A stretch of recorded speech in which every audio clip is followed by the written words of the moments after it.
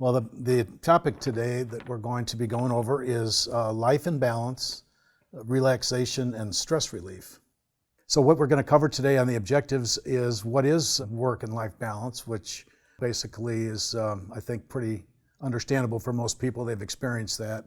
To identify some of the stressors that you're finding that come up in your life, the signs and symptoms of that stress, and then talk about some stress management strategies, kind of how to work with that and to help with that. Stress reduction, which goes along with that, the goal of the stress management, and a little bit about some relaxation skills that we would recommend for you that could help if your stress levels are getting up there.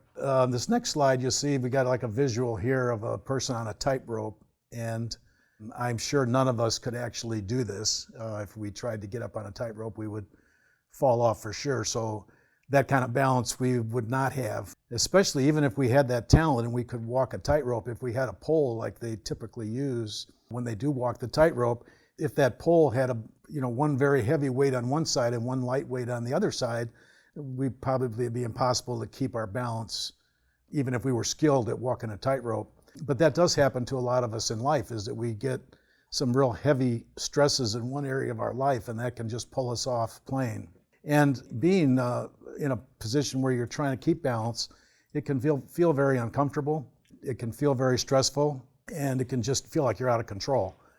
So it's very natural to feel those kind of things. I think it goes without saying that none of us achieve perfect balance, that we're always trying to adjust those things. So it's a matter of trying to just do the best we can in a lot of cases.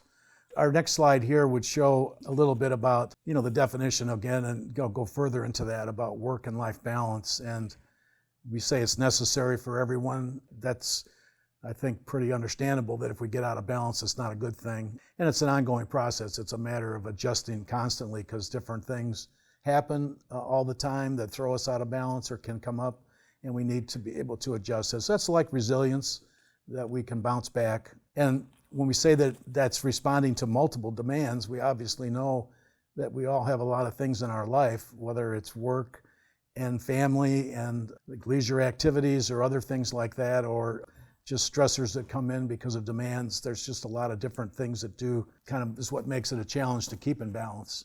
To talk a little bit about the things that get in the way of balance, of achieving balance, we talk about external stressors and internal stressors. External stressors would be things that we'd have not as much control over, like work, school, things in the community. We usually have some control of some of those things, but a lot of those things are out of our control. The internal stressors, we have a little more control, but sometimes it sure doesn't feel like that. And those things are like attitude, beliefs, expectations, behaviors. So a very important thing with talking about balance, we always talk about priorities, because if you have a whole lot of things coming at you and you feel like you have to get them all done and they're just causing a lot of stress, it's very important to know how to take those different demands and prioritize which ones are the most important. So we talk about here that's like, along with that, it's important to clarify your values so you know what's important to you. If you're going to prioritize, you really have to know what's important. One way of saying that is that the things that come at us, we always either say yes to or we say no to. Can't say both. And it's important to know what we can say no to. Generally becomes a big challenge because it's hard to say no to a lot of things. But if we don't say no, then we can have a lot of things pile up that makes that balance really tough. Talk about creating a personal mission, and that's kind of part of that is the values you have, but that gives you an idea of kind of how to help clarify your priorities too, because if something fits with your mission and you know your long-term plan and your long-term idea of where you want to get to, you also can know what to say yes to and what to say no to in a much better way. And establishing goals is part of that. So if you have the values, you have a mission, and you have the goals, you really can have a much better idea of how to prioritize everything. On the next slide, we show an energy wheel. It just kind of shows on this one that work is really the major focus. Looking at that, you'd feel pretty much out of balance because work is taking up so much of your time and energy. The other things that we show on here are personal relationships, which of course is family and friends, life maintenance, which would include shopping and cleaning and, laundry and the kind of things the chores you might have around the home. Self-nurturing, I'm glad this slide shows at least a reasonable chunk, because that's the area that we usually squeeze out. And that's very important to keep some awareness of, which we will highlight again later. It's nice to have sort of a visual picture as you're trying to become aware of where balance is in your life and where your energy is going. It might help to even write some of these down and just list all the things that go into each one of those so you can get a better idea of that. So we'll go on to the next slide here. Talks about the effect of stress on the body. And there's a list of things here. There's some things that like increased pupil dilation. That's an indication that someone is stressed. We don't usually look in the mirror to see if our pupils are dilated to see if we're stressed, but because the other things down here we know by like rapid breathing, muscle tension, stiff neck. There's usually it's in the upper part, the shoulders and the neck and in the forehead and that so forth. Headaches, things with not feeling like eating, so your digestion is interrupted. Obviously, though, if you go to the doctor and you have a high blood pressure and your heart rate is up there, that can be a sign of stress.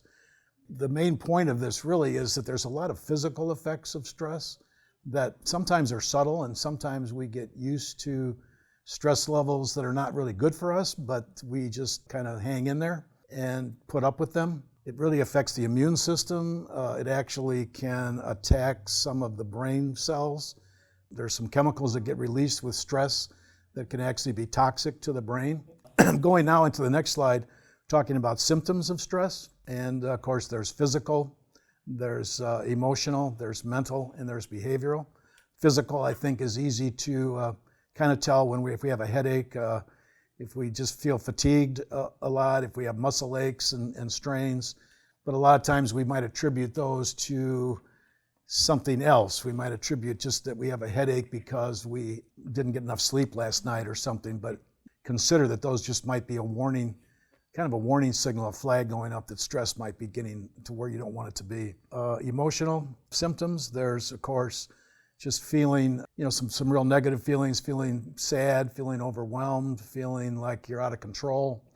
Mentally, could be that it's hard to concentrate. It's hard, your memory might be affected a little bit. Behavioral symptoms, that is things like that you might find that you're eating a lot more than you were, so you've gained some weight, that you kind of are engaging in some different behaviors that maybe are more risky just because you have some adrenaline that's flowing and you need to burn that off, and that's driving you to do some things that are a little different, possibly excess use of substances like alcohol and drugs, prescription drugs. And that goes into the next slide. We're talking about unhealthy stress management. And of course that, I think we all sort of know what that is. Different people would probably put different things on this list, but in general, if you're finding that it's alcohol and drugs that are keeping you kind of relying on that to keep relaxed, that's a danger sign to be looking at what that means for being out of balance. Food, like I mentioned before, if you're overeating or you're finding that you're gravitating toward food. If you're feeling more frustrated, more angry, more irritable, a lot of the times, that's a way you can take out some stress, and it's the way that you feel like you might relieve that. But obviously, there's a target to that, and that's going to affect your relationships. Overspending, distorted thinking. Distorted thinking is just some things like some thoughts that occur more often, like everything's really bad. There's going to be bad things that are going to happen, possibly that I'm not going to survive, or I don't know how I'm going to get through this. I don't know how I'll make it, through this. That might be more frequent than you've had before. That's a lot of negative stuff, obviously, and it's a lot of like gloom and doom. I guess stress can be a nasty thing, but hopefully that going through some of that stuff, you do definitely want to try your best to keep things in balance and to put some focus on that, because a lot of it is really that what you focus on, generally you accomplish, or you have a much better chance of accomplishing that. So first there has to be awareness, and then you can put your focus on that and then change some of those things. So we get into the healthy stress management stuff. Easier said than done. The list is change your behavior, change your lifestyle, change your thinking, create social support. Well, that's a nice list, but it's not always easy to do. So the first one, change your behavior. I think talking about that, saying yes, whether you say yes or whether you say no to things, the demands in your life, it's a good thing to learn some assertiveness skills if you find that they're lacking a little bit. So if you're finding yourself saying yes to a lot of things that later you say, I got way more things I got to do at home, and I said, yes, I'm going to go, help somebody do this, or I'm going to drop somebody off over here or pick somebody up over here or whatever it might be, that you want to kind of look at the idea of being maybe more assertive to say, no, I just can't. I'm sorry, but I can't do that. The next one is to get organized. That's really the idea of putting the priorities where you want them to be on the important things and not letting the priorities go towards out of your control. The next one is to vent emotionally. Now that's kind of a double-edged sword, because some venting is good, and having, that really means you really want to have some good support people around you that you can talk to. It doesn't mean you run around screaming at everybody and then say, well, I'm stressed, I had to vent. Using humor. Humor is one of the kind of most underused things I think we do have in our lives that can really can bring about a lot of really good positive emotions. And if you find your sense of humor is changing or is kind of going away, that's probably a sign that there's a lot of stress and things are out of balance too. To try to use diversion and distraction to do some things that, again, that's not to try to find some risky behavior to get distracted or to be diversified into, but maybe just finding something that can take you away from a stressful situation can help you relax. So that just might be reading or going out and having coffee with a friend. And then change your lifestyle would be just some things that, again, we overlook real easily is the healthy diet. Things with nutrition are extremely important. Smoking, can be, obviously can be a stressor. Reduce alcohol consumption, exercise, sleep. Also to pursue some leisure activities that you enjoy. If you tell your spouse or your significant other that you have to go to the spa, you can say that you were told that you were supposed to do that.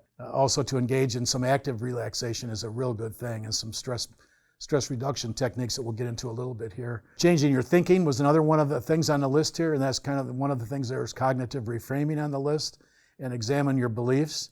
And cognitive reframing is sort of just thinking positively. Try to find something positive, or find maybe some different perception of the situation that is, a little bit more positive. Examining your beliefs can be something that sometimes you might need some help with talking to a pastor or a counselor or a friend just about some of the beliefs that maybe have become ingrained in your mind about that you're deep down might just feel like you're just not a very lovable person, or you're just not a very good person, and so you deserve to have some stress and some bad things happen. And those are important things to try to get away from and try to get some help. The cognitive reframing part here, as we talked about, is just kind of some of the things where some of the thoughts can just be very distorted and not really accurate, but they can cause more stress. If you have a lot of shoulds that are happening, that kind of goes to saying you're saying yes to a lot of stuff, but because you should do this. If you're a nice person, you will help, or if you're a nice person, you would do this or you would do that. People can manipulate other people very easily. The next one kind of goes with some things with stress management, which is meditation that a lot of people are doing nowadays, but it's to be compassionate with yourself, and that's to not be so hard on yourself, not be so self-critical. That really wears on you and really leads to the imbalance. And also to kind of stay in the moment, focus on the present is good. That's part of the mindfulness or meditation we'll talk about a little bit. And to be as optimistic as possible. Some things it's not possible to just make magically everything positive and just keep saying, everything's good when it's not bad, because you have to have some realism in your life, but not to overdo that, and to try to look at what the optimistic side might be of things. On the next slide, it kind of has a little graphic that shows how some of that stuff kind of goes together, how you can examine some of the things that can lead you into some thinking that can throw you off balance and can raise your stress. And those are just things about, like they say, perfectionism, where everything has to be a certain way and I just can't have it. If it's not that way, I just become obsessed with that. People probably have their own examples of some things that affect them that way. And it's good to take some time, and really, when you can sit down and take a few minutes to relax and to, be alone and maybe, look at something like this and write down some of the things that affect you like that. Some of that's important is like just what your expectations are. The next slide is about creating social beliefs. Just talking there about just to identify your social support. It's just important that you do know who you can go to, who your friend, that you have some good friends that you can talk to, and what those social support networks are. The next slide is on stress hardiness, which is really like resiliency. And again, these would go down the list here. It's easy to say, just do these, but they do require some focus. and that's having a strong commitment. The more focused or committed you are to something, the more likely you are to keep balance, because it's important for that. Seeking change is a challenge. Getting out of your comfort zone once in a while is not a bad thing. It can be stressful, but that's kind of a good stress. And I probably should have said that early on. I mean, there's an optimal level of stress. It's not that you want to get rid of all stress and just be a vegetable or couch potato, totally, but you want to, have some stress in your life that motivates you and that, makes life interesting and exciting. So sometimes getting out of your comfort zone is good on that other side of that. Having a sense of control, the important thing I think really there is and it might help to do a little exercise to draw a circle of where the inside of the first circle is things you can control and things that are in your control, and then draw a larger circle around the outside, which then shows things, maybe you can throw some of those in that you really can't control. But then if you can't control them, how much energy are you throwing into that, and how focused or obsessed are you with those things to worry about? Because if you can't control them, they really don't deserve as much of your time and energy. To participate in different things that are creative, anytime you're doing something creative, it really stimulates the brain in very good ways. And that might be that you want to paint or draw, or that you might want to play a musical instrument, or you may want to read something that you've been interested in. But if you can find something like that, it's good. And again, you want to have a strong support network. That's always important, that you've got people around you that are supportive. Getting into the stress reduction is somewhat redundant in a way, because we talked about being aware, putting focus where your awareness goes to, and that, because then the important part is that you just consider the balance. So if your stress reduction action plan kind of includes that you're going to really take some time to think about balance, you're probably going to do some things that help with that and help adjust with that. Yeah, the C for control, obviously, that's kind of been talked about a little bit before, that just kind of want to know what you can control and what you can't. To achieve balance, the easy way of saying that is to think positively, which encompasses all those other things about maybe getting rid of some of the negativity that's in your life, and to work efficiently, and that's to set the right priorities and to be organized, and to have the focus on the things that are important. Talk a little bit about relaxation, and that usually people hold stress in what's called the stress triangle, and that's just up in your shoulders and up through your forehead. So that's typically where we can sense that. But if you can get into a meditation practice or a relaxation breathing practice, it's good to consider that area, just what's there. Are you feeling stress in your shoulders? Are you feeling stress in your neck? And so if you tense some of those muscles and then let them relax, a lot of times there's stress just in the face muscles, around your eyes or around your mouth. It's hard to notice. If you can even take 5 minutes a day to do some of these things, or if it's exercising, doing some yoga, that's just really good to kind of be in the now, and also you kind of sense where the tension is and let some of it get out. You might want to do some visualization with that. Something that's usually a good thing is if you have a place you really love to go to that feels very safe and comfortable and relaxing, to picture that. A lot of people find that if they do the progressive muscle relaxation, that helps to just go through all the muscles and tense them and then relax them. And the deep breathing, basically the breathing is kind of for a count of 5, or to try to do 5 breaths a minute with just breathing in slow and then breathing out slow, kind of in a rhythmic pattern. Just kind of doing that for 5 minutes a day even, or a little bit, can really just help you balance, a lot of things out physiologically that'll help you feel, a lot less stress.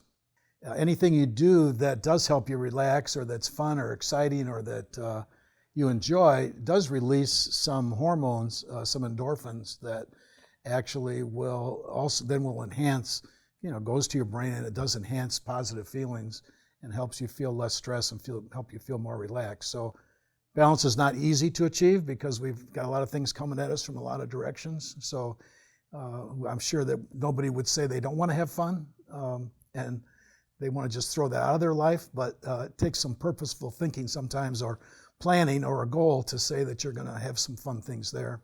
So again, to kind of close here, life balance really is an ongoing process. It's not something you can say, okay, I stood there on one foot, for 5 minutes and I could balance and everything was fine. And I told 4 people, no, I'm not going to do what they were asking me to do, so everything's great. Because the next day every day will bring its new challenges. So it kind of is an ongoing thing, and it's not something you can kind of just achieve and say, okay, I'm there. It kind of takes constant focus and constant work. So you've got to consider yourself an important priority. Those are just some ideas about that. If you're finding that some of these things we talked about, like some of the thoughts are difficult to get out of your mind, some of the negative thoughts, some things that you find you obsess about and just don't go away that easily, there are some good services that can help you to work with that. Out with the military community, with chaplains, behavioral health services, counseling can be beneficial, to help with those kind of things. So in summary, just want to say that, go over these things, that just recognizing the stressors and stress symptoms, and then to establish some priorities to work with the goals and the values so that you know where the important things, what's really the important things in your life. And I think it's real important to start, if you can, some relaxation practice, whether it's meditating or whether it's just some breathing every day or whether it's something else. And again, seek help if the symptoms persist and you're finding that things are not getting to where you want them to be. So thank you for your attention today, and that will conclude our talk.